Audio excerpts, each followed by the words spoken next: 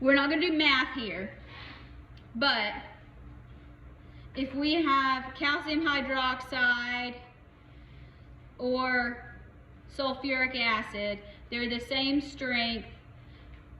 What's kind of the difference between them? They're both strong. We agree, right? Calcium hydroxide is a strong base. Sulfuric acid is a strong acid, right? All right. So we can say they're both strong. Yeah, they will make water if we mix them together. So they're both strong. This is a base. This is an acid. You have to know the difference between an acid and a base. However, what do we know about the dissociation? How does this come apart? What did I tell you strong bases and hydroxide groups? At the same time. Yes. So the two OH groups dissociate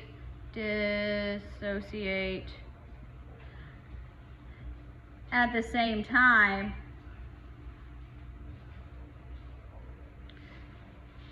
Versus what happens with polyprotic acids. They only come off one at a time. Yes. Versus the acid, which has one proton, dissociates at a time. We just went over this. That's just a review, I hope. So, what in the world is the difference here? The difference has to do with when you have a polyprotic acid.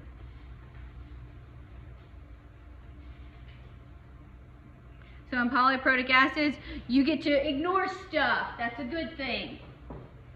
When the Ka values are different by a large portion, which they generally are.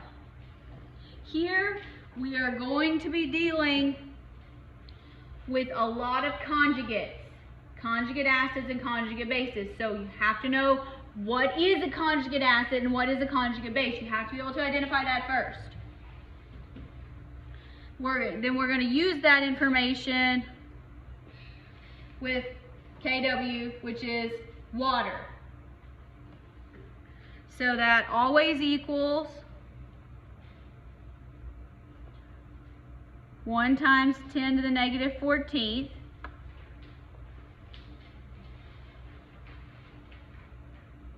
Which means Ka times Kb always equals the same. This is not new. It's not new. And we also know that if we're using the P scales, that pKa plus pKb always equals 14. Put a star by this. You need to know it. I will give you Kw. You're probably not going to need me to give you Kw, but I'm going to give it to you anyway. All right.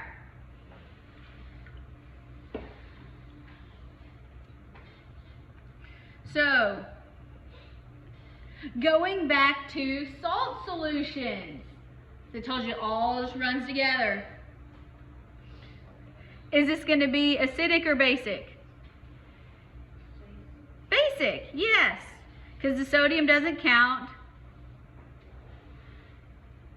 This is the conjugate base of a weak acid, which means it's going to accept a proton, leaving free hydroxide. So it's going to be basic.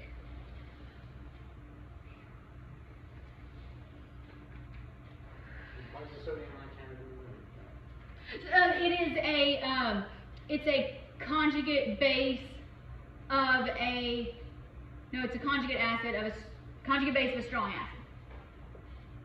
Because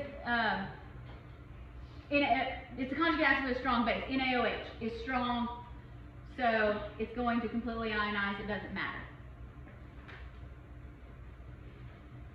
Sodium partners with OH in our list of strong acids and bases on the table. It's a good question. All right. Now, remember we were doing polyprotic acids and I said you have to be careful with your ice table? Same thing, but different. Same situation. All right, so if we have a solution where we have acetic acid and sodium acetate, can we calculate the pH of the solution? Of course we can. Of course we can. So,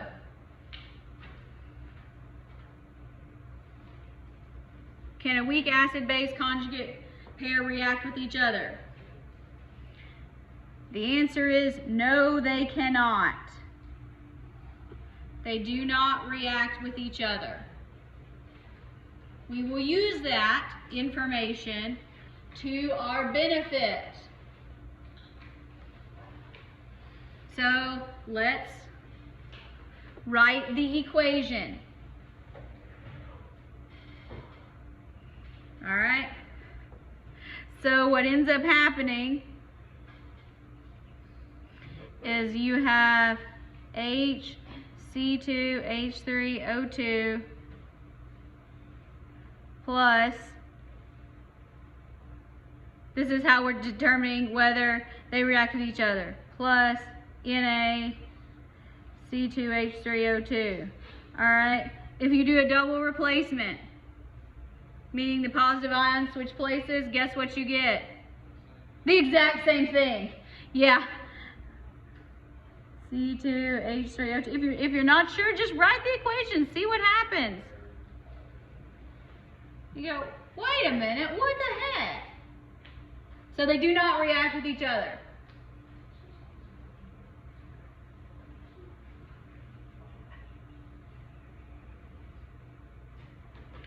So this is your acid, this is your base. That makes this your conjugate base. This makes your conjugate acid. They're exactly the same, so they don't react. We just did all that work for nothing. I know. They don't neutralize each other, that's the point.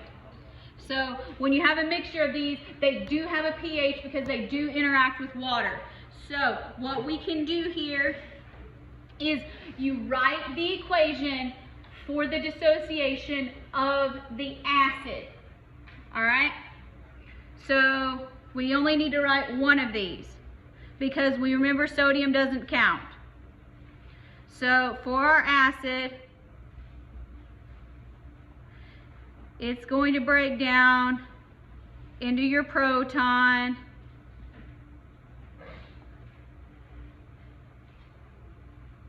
and your conjugate base. Do we agree that this is what happens when you put acetate in water? Acetic acid in water, yes? Okay. And we have a Ka value. So do the math based on the acid.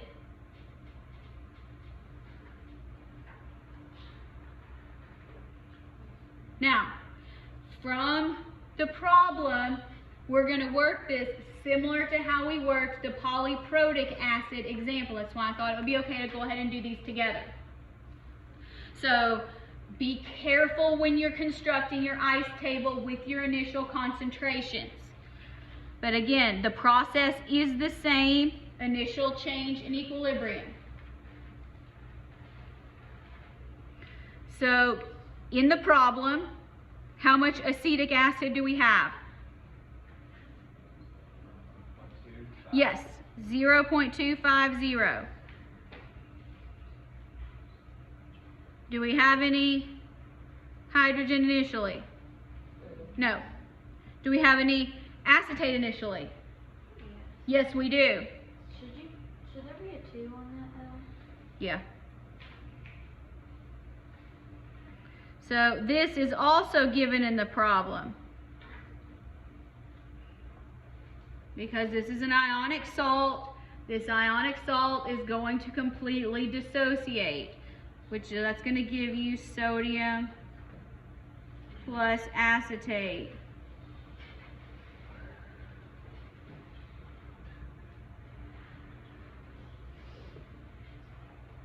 Who's confused? Who doesn't want to admit that they're confused? Where did I lose you? Don't say everything. Everything is not a helpful question.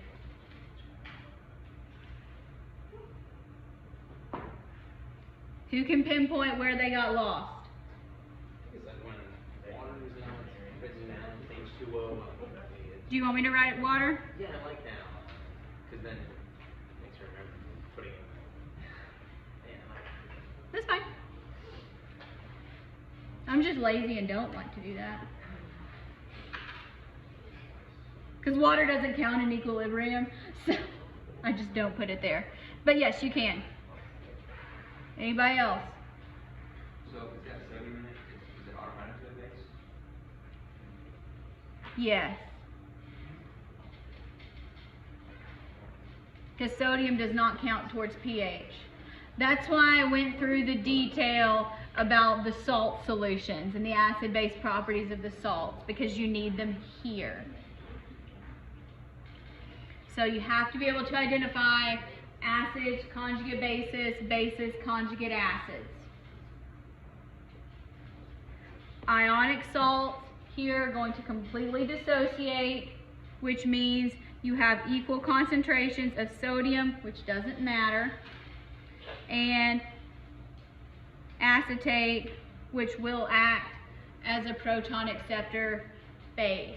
We're still using Bronsted-Lowry definitions.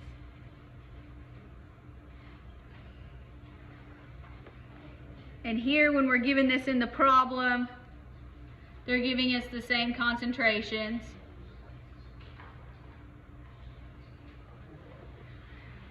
But we're going to work this, since we're given Ka, we're going to write our equilibrium according to Ka. That's why I wrote it as an acid dissociation. Otherwise, we have to do math and get Kb and do it the other direction and invert it, and I don't want to do all that. Ka is just for the Ka is for the acid, and it's going to work, because when you write your acid dissociation, it includes the conjugate base. The only difference here is we're adding conjugate base to the mixture initially. Does that make sense?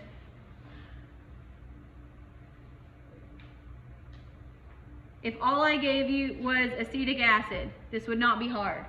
You would put 2.0, 2.50, 0, and 0, right? Everybody's with me there.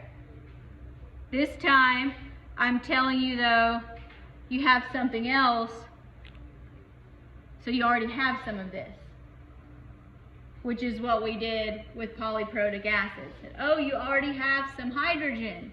In this case, you already have some conjugate base.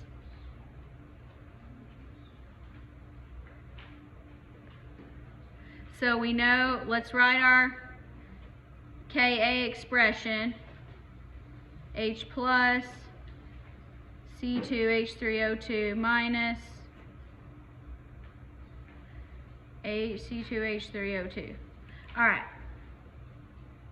We have all of these values. According to Ka, this is the reactant. So are we going to add reactants or are we going to lose reactants? Lose reactants, that's right. These are products. Do we gain or lose products? We gain products. Yes.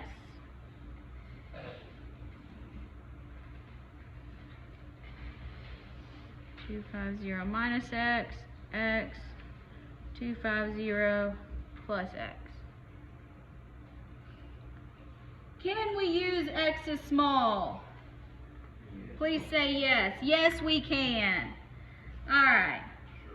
That makes things, if you divide 0.250, which is your concentration of your acid, by Ka, you are going to get a number greater than 100.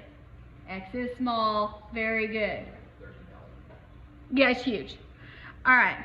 So Ka, we're going to plug in chug here.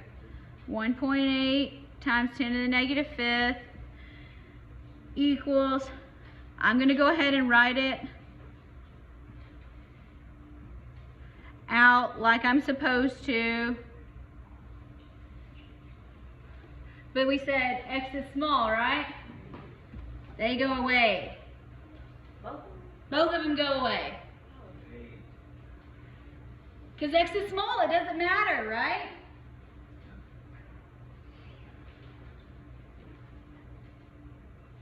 So what else goes away? So X is the same.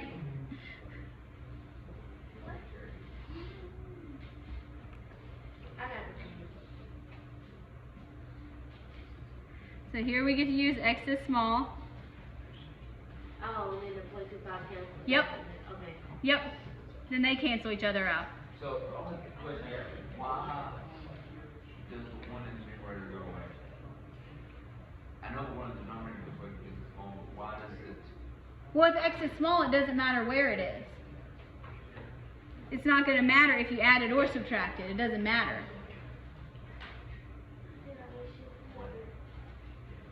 But multiplying it at the top. The other end, that's Yeah, that one's still. right. That'd be the confusing part. Yeah. You want to get rid of all the You want to get rid of all of them. But no, you can get rid of them when you're adding and subtracting because they don't matter. They're insignificant. Okay. So it's just it's just one that you're multiplying What- that you. Yeah. Yeah, if you're adding or subtracting the x's, they're not going to matter. All right.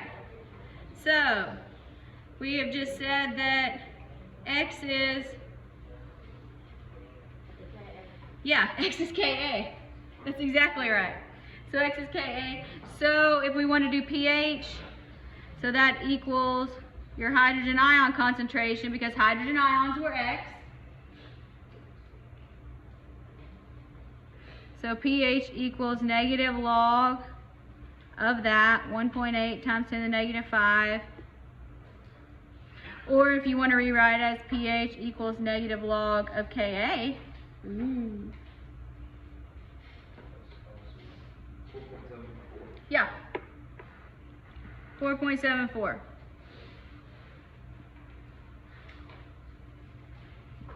So you can say pH equals pKa. Look at that. So why the heck did we do all that work? Is that what you're asking? Dr. B, that was stupid. Why'd you make us do all that? Because I can.